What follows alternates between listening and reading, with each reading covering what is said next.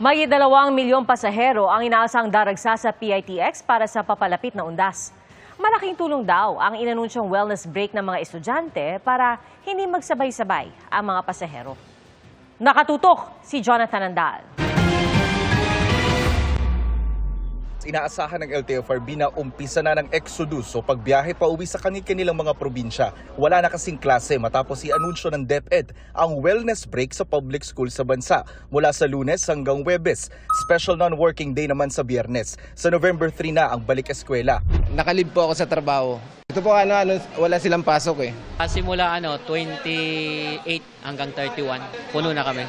Dapat sana inagahan nila na kasi ngayon, yung crowded ang tao ngayon dito. Tapos yung iba, mga fully book na. Makakasakay pa yung mga yan. Kahit 28, 29, 30, 31, ganun. Hindi naman yung giyahin ng Pasko tsaka bagong taon na marami. Itong undas, hanggang 3 araw lang halos ang fully book na. Ayon sa pamunuan ng PITX, nakatulong ang wellness break para di magsabay-sabay ang mga pasahero. Lalo't inaasahan nila ang lagpas 2 milyong pasahero mula October 27 hanggang November 4.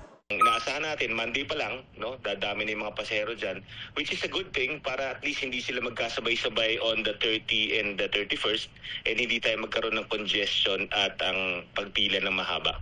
Sabi ng MMDA, kinausap na nila ang pamunuan ng SLEX at NLEX para makontrol ang trapiko. We do not want na magkaroon tayo ng standstill traffic dito just because na-choke yung palabas. Lagpas 2,000 traffic enforcers sa mga terminal, sementeryo at pangunahing kalsada sa Metro Manila hanggang November 3. Para hindi magkulang ang mga bus sa undas, nagbigay rin ng LTFRB ng special permit sa lagpas 800 pampasaherong bus sa 124 na ruta sa Metro Manila at Luzon papunta sa iba't ibang bahagi ng bansa.